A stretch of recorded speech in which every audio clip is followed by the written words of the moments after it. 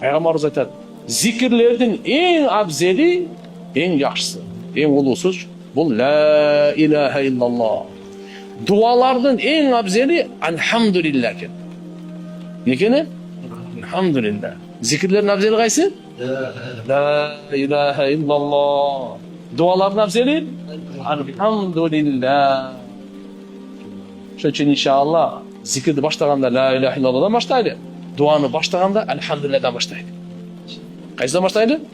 Götürdü sırası elhamdülillah. Birinci sözümüz şu olsun. Dua kılganda ne deyinse sırası ne? Toylar olsun.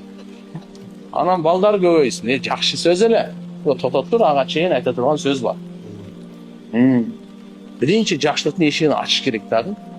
Дуанын эшигин ачыш керек. Биз эми тилегенибиз эмне? Болсун деп атаса турабы? Альхамдулиллахсыз болбойт ал. Эсиз болбойт экен, альхамдулиллахсыз болбойт ал. Ошон үчүн биз биринчи пайгамбарыбыздын айткан дуалардын эң абзелин айтып коеюн. Абдалу дуа альхамдулиллах.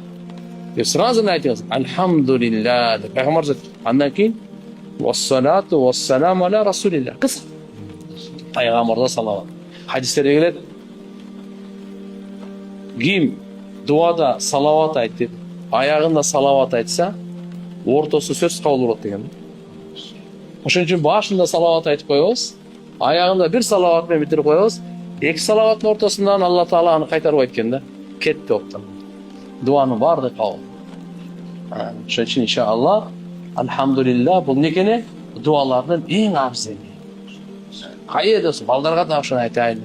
Балдар да, кыздарыбыз да баардыгы элибиз, журтубуз баарына альхамдулиллах деп жүрөйлү. Не кылайлы? Жогуна не дейбиз? Башка сөз издебейбиз, бизге ошо эле. Альхамдулиллах баарына деле, жогуна деле альхамдулиллах.